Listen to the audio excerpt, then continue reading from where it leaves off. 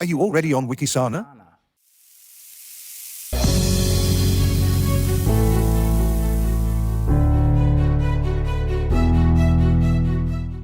I would like to welcome you again to our series Natural Medicine. Thank you for tuning in. When the body fights itself, it is called an autoimmune disease, and there are many different forms of this.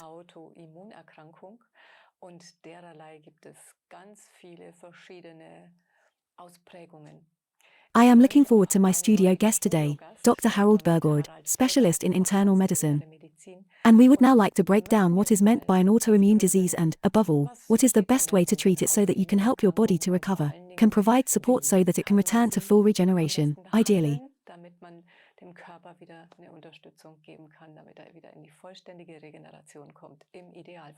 Stay tuned, it will be interesting.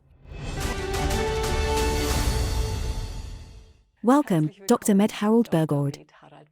Nice to have you here. Hello Alexandra, thank you for having me. Today we have chosen an important and highly topical issue. We spoke briefly beforehand. You told me a bit about your day-to-day work and how the average age of the people who come to your practice with autoimmune diseases has changed. But perhaps we should just start off in an easy way and take a look at what autoimmune disease actually means. Yes, exactly.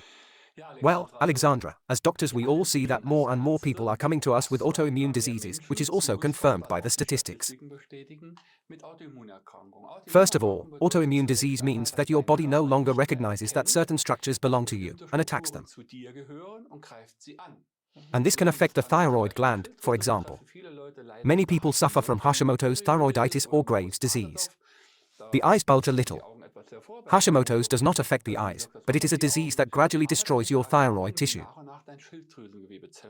And this in turn leads to the thyroid function starting to suffer, with all the consequences. People put on weight, they get flabby, they get doughy, they store water somewhere, and so on. But so far there is no cause-related therapy for this. Normal therapy, as we will come to in a moment, primarily addresses the symptoms. But this is just one of many forms. There is lupus erythematosus, which is the butterfly redness that you see here on the skin, for example, but it can also affect other organs. This is a disease that can also cause tearing. Lupus means wolf, tearing pain in the tissue. Very, very unpleasant. Also, as I said, if it affects other organs, the lungs or others, it can make you very, very ill. Then rheumatoid arthritis. A lot of people know this. These are the diseases in which the joints also become deformed, in which pain and swelling occur in the small joints and larger joints. Redness develops, heat is generated. This is also a disease that affects many, many people, but fibromyalgia is also one of them. Then, of course, diseases of the brain, such as multiple sclerosis, which over the years also leads to paralysis. At worst, people end up in a wheelchair. Intestinal diseases such as Crohn's disease and ulcerative colitis also affect a large number of people, who naturally suffer from constant stomach pain, diarrhea, and bleeding.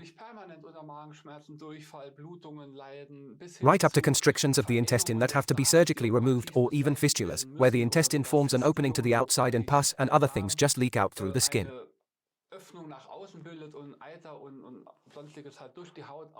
That is extremely unpleasant. Or of course, which affects many young people, type 1 diabetes, where something suddenly happens that destroys your insulin-producing cells in the pancreas.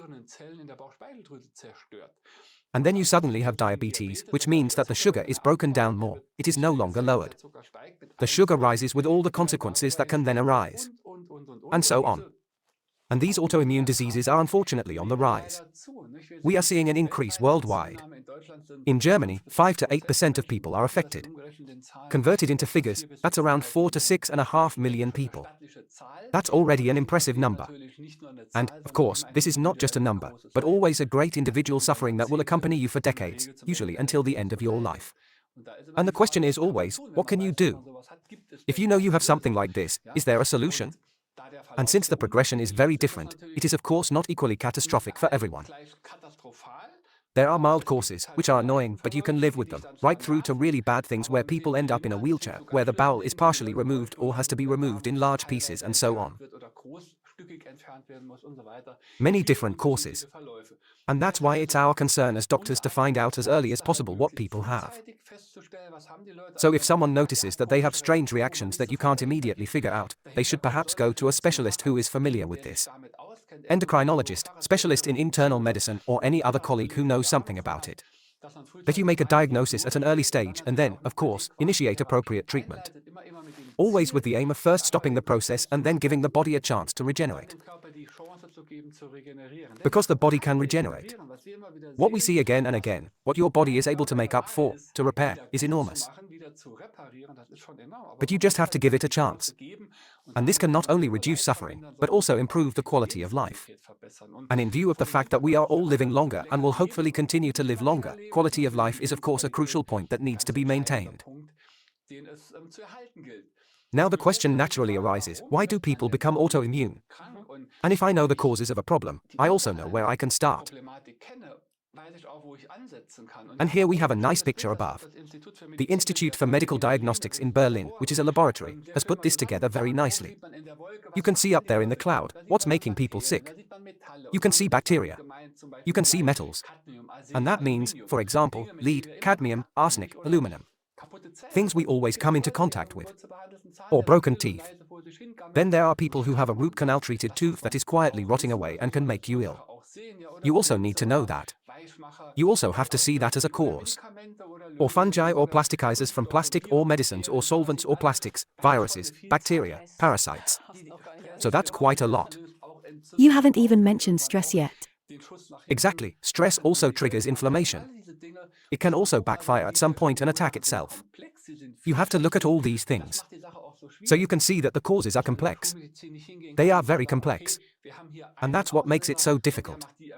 That you can't go to conventional medicine and say, okay, we have a trigger here and it's causing the disease. It's a whole complex. And we look at this in a diagnostic procedure, where you don't just look at the illness, but at the person and everything that surrounds them. You just look at how these things interact with each other in your body. How long do they work? The longer something works, the more problems it can cause. This also means, for example, if someone has low levels of lead and mercury, a low level of exposure to pathogens can still make you really ill over time. You have to recognize that. Then, of course, it is always important to understand. How can your body detoxify? Not just anyone, but the patient sitting in front of me. So I want to know, how can they detoxify? Do they even have the ability to break down toxic metals via glutathione S-transferase M1? Is it there? No, it's not there. 50% of people don't have it at all. If I know that, I just have to initiate detoxification measures or pay attention to other things. What can you tolerate? What does your body tolerate? What is your genetic response to inflammatory stimuli? Some people, or let's say normally, something gets into the body. The body makes an inflammation, it breaks it down, and that's that. But if you have the highest genetic inflammatory defect that you can have, then when something gets into your body, it's like when you put the pedal to the metal in a car, the gas pedal gets stuck and the brake is broken. The body shoots up and drives inflammation without slowing it down.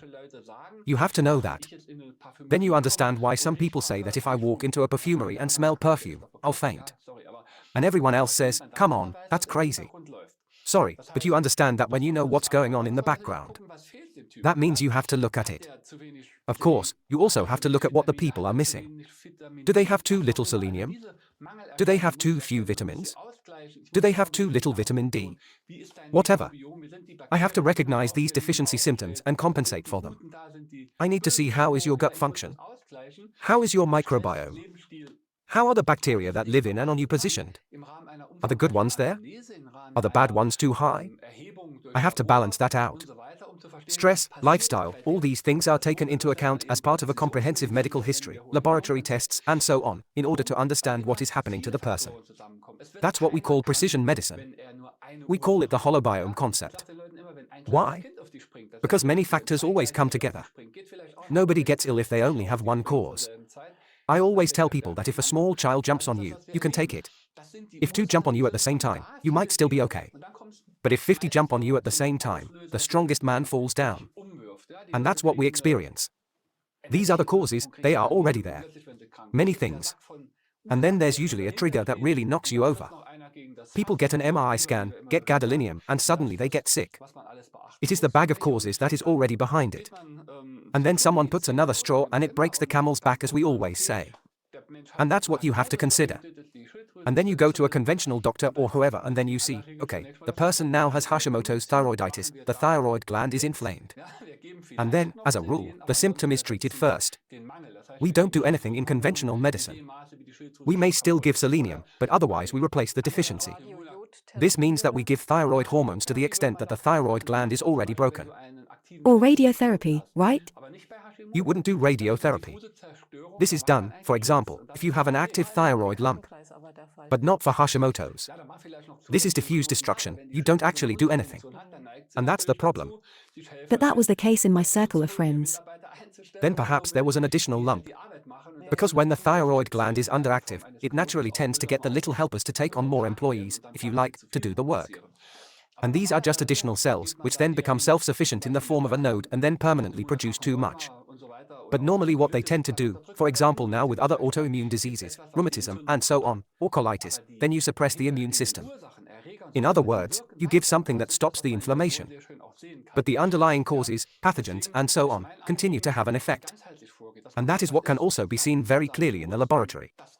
That's why my concern is that you take a holistic approach, that you look at what's going on overall and uncover it. And that is always part of the solution. If I recognize what deficiencies a person has and compensate for them, then the apparatus can function better and the whole system can work better. If I drive my car and I only have a little bit of engine oil in it and I drive 1,000 kilometers, then of course I'm not surprised if the engine breaks down. I have to give the thing enough oil so that it runs and have enough air in the tires and so on. And of course it's even more complicated for us humans. You always have to look at what toxins they absorb. If someone comes and wants to be treated, but they permanently ingest arsenic, permanently ingest lead, permanently ingest mercury because they eat too much fish, too much rice or whatever, then of course I also have to say, here friend, stop this so that we can also treat it. If I discharge on one side and keep adding on the other, it doesn't make much sense. I have to see what kind of inflammation is there. How are the inflammation levels? Where are the foci of inflammation? A lot of people come here and have inflammation in the head area. 80% of inflammation comes from the head, sinuses, or any rotting foci in the teeth that you don't even notice. Or here on the tonsils, even if they have been removed, there are still some foci. They can make you ill, they can release toxins, they can release bacteria into the body, into the intestines.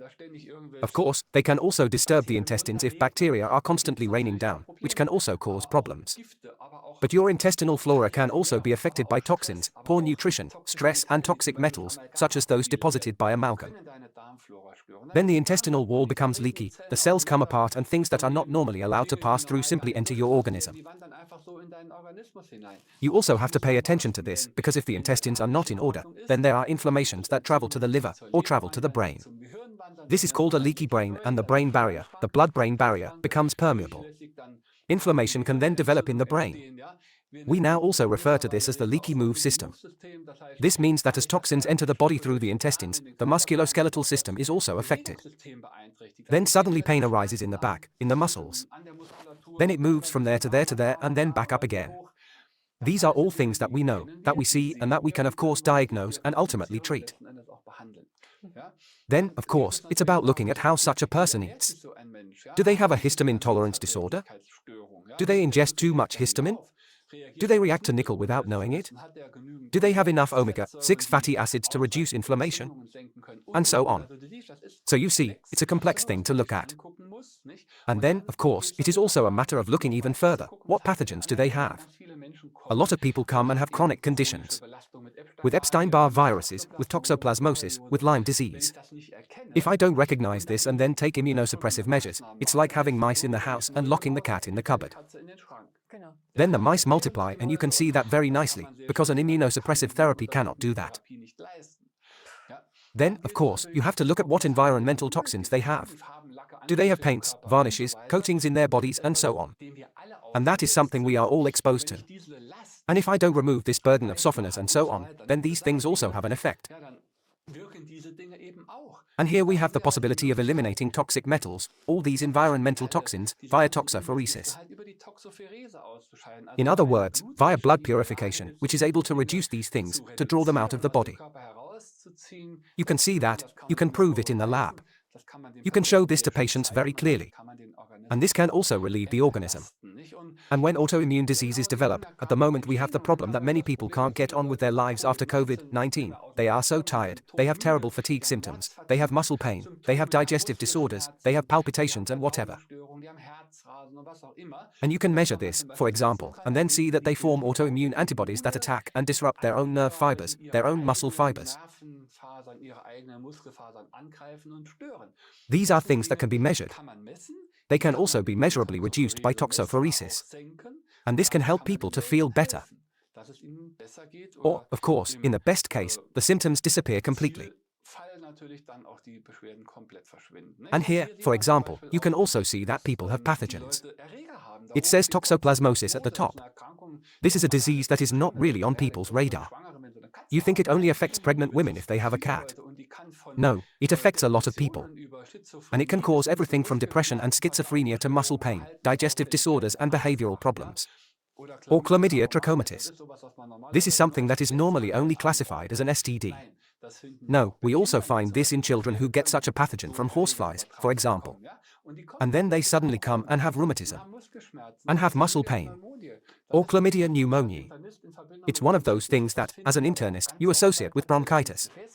But we also often find it in patients with vascular calcification. And then herpes viruses and Epstein-Barr.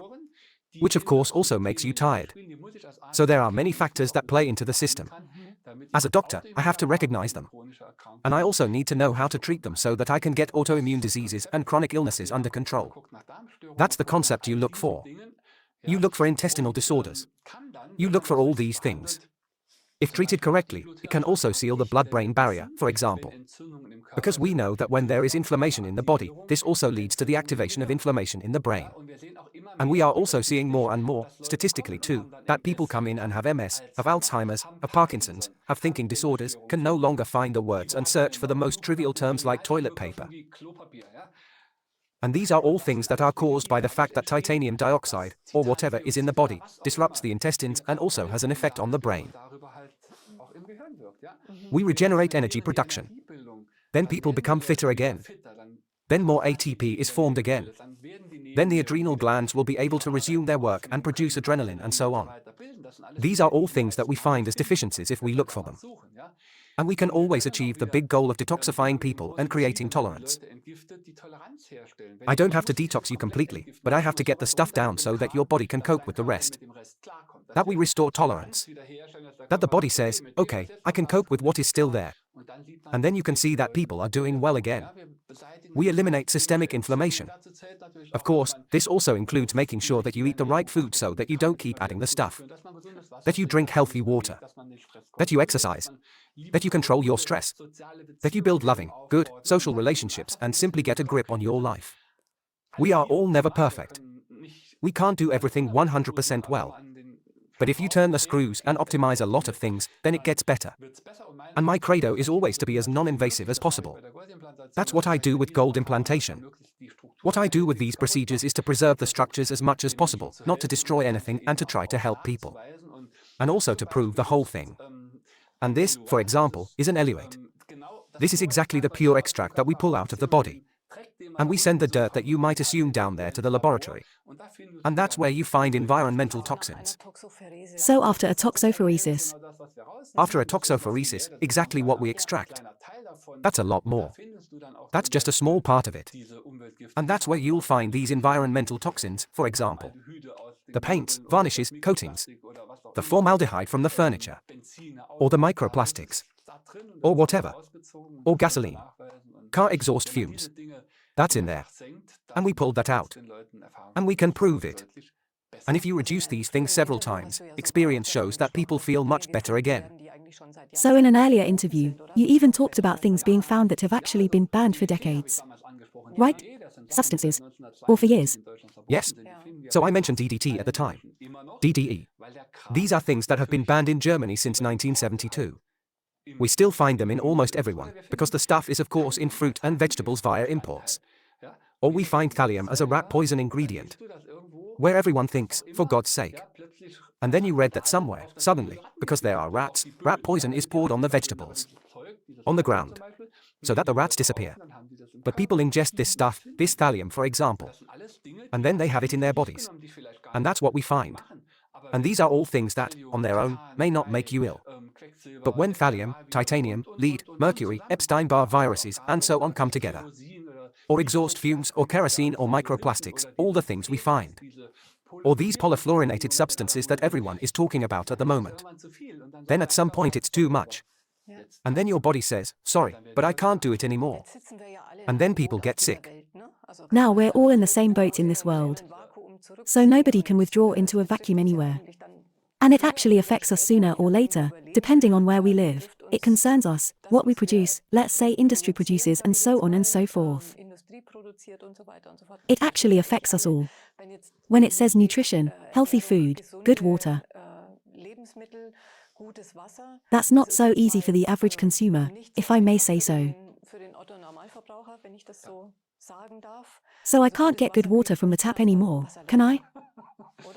Yes, we have been using filters to purify the water for years. I also often see that when patients come in and have too much lead in their blood, they drink too much tap water. When I ask people what they drink all day, they say tap water. That's all cool at the waterworks, of course. But on the way from there to your house, the stuff apparently absorbs pollutants. And we saw in 2022 in Germany, that there were cases of children who had lead poisoning as a result. In the USA, a ban was even imposed in 3 large cities in 2022, because many children had acute lead poisoning. These are things that are of course a disaster. But if it's so sublime and nobody looks at it, then nobody notices. And we often see people come in, and when I look at the blood and see, oh wow, they're taking in too much arsenic, too much aluminum, too much mercury, too much lead. So of course I have to ask, where did you get that from? And these are always environmental things. Of course, if you know that, you have to look. Okay, then maybe eat your rice differently. Don't boil it down with water, but do it the traditional way. Soak it for 2 days, pour away the water, then cook the rice with plenty of water. And then you can reduce the arsenic. There are also nice movies you can watch about it. Nice studies by Stiftung Warentest and the like. Or if you eat a lot of ocean fish and you have a high mercury load, then please reduce it. And maybe eat some local fish from freshwater. Yes, that's probably better than the other one in any case. But, as already mentioned, rain comes down the same everywhere. And whether I have an organically grown field here and a conventional one next to it, the rain affects them all equally. No doubt. And that's what always makes me despair a little. But you have a solution. You've already mentioned it. Or we have already mentioned toxophoresis. And all the things you can find there. Now I would actually say that you should do toxophoresis every now and then. Right? In view of our environmental influences. Well, I'm a great friend of prevention. So if I can prevent something, it's always better than having to repair it afterwards. Of course, when we do such treatments, we always do 2 treatments. Because at the beginning we pull out a lot of substances that are already free, that are in the blood, in the lymphatic system, in the connective tissue. But then it also runs out of the cells. The body always strives to balance the concentration in all tissues. That's why it follows. And then, of course, you look individually. What have we achieved now? How have the lab results improved? How is the person sitting in front of me? What has changed in the bowel? And in the follow-up check, you then decide how to proceed. People have to be treated, detoxified and replenished until their immune system can cope with the rest. And then miraculous things can happen in the body because it is simply incredibly capable of regenerating. This is not done by the doctor. The patient does it themselves. But it's actually our job to lead them there, to help them make that happen. And this can be achieved very well with the combination of a holistic approach in conjunction with this wonderful high-tech toxophoresis blood wash. Well, I think it's a great concept, because I've always wanted that. For every person, since we're not machines, we don't all have the same blueprint.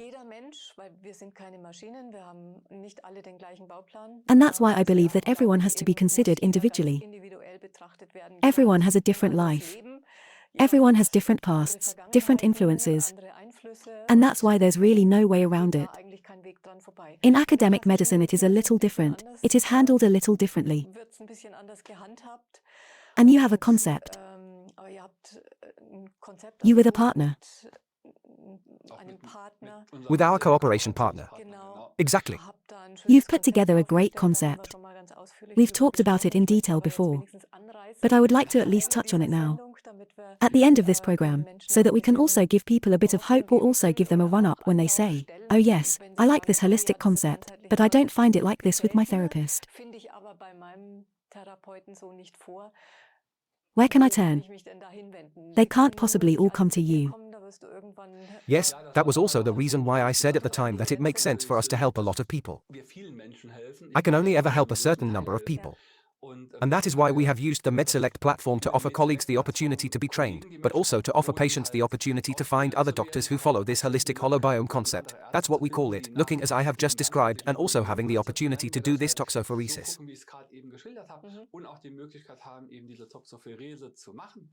And you can see this on the internet at med-select.de or write to me via my homepage drburgard.de.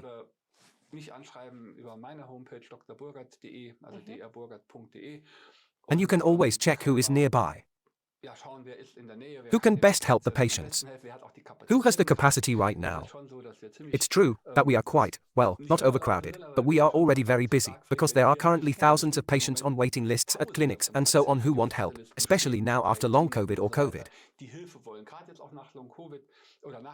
There are an incredible number of people who suffer from this because they had pre-existing conditions. Then there's something on top and then it's too much and they can't get out on their own. They are so tired, have a lot of problems, and you can really offer solutions. And that is the decisive factor. Yes, and we keep hearing that so many people who simply have psychological problems, that may sound like such a stupid term, but they have psychological problems and often have to wait a whole year for appointments with appropriate therapists. Could they also be helped with toxophoresis? In part. Well, I would say that many toxins of course also have an effect on the psyche. A toxic substance is not only poisonous, it also has an allergenic effect. It affects the nervous system, it affects the psyche, it affects the intestines and so on. And what we often see is that people also feel better psychologically. Of course, I can't treat endogenous depression with toxophoresis. That's clear. But it could be an important component. But of course many also suffer secondarily. That means they are ill.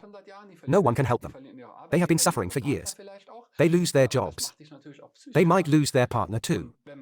And of course that also makes you mentally ill. And if these things are then treated, you will feel better mentally when you can breathe again, when you can exercise again, when you are able to work for 8 hours or to think clearly. And of course that helps many people secondarily. Okay. Great. Unfortunately, we have already reached the end of our conversation.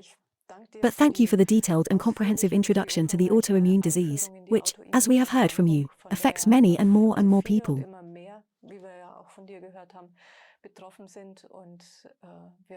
Younger and younger, yes. Yes, and younger. Exactly.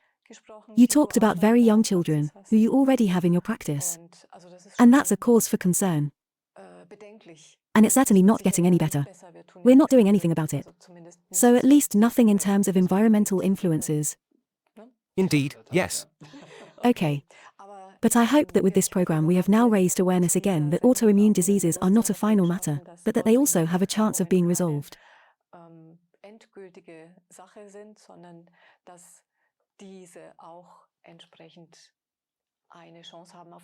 Absolutely. The body is always trying to find a solution. We just have to create them, the right environments and the right food, however we can. Thank you very much, and I look forward to further conversations, which always give hope for our health, and I bid you farewell for the moment.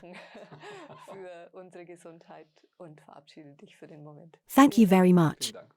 Thank you. I would also like to say a big thank you to you, dear viewers, for being there, and I hope that you too. Please, if you are affected by an autoimmune disease, don't simply accept the whole thing as it is, but look for solutions. And there are enough initiatives, as we have now heard from our guest today, that are getting developments underway so that help can really be provided in such cases.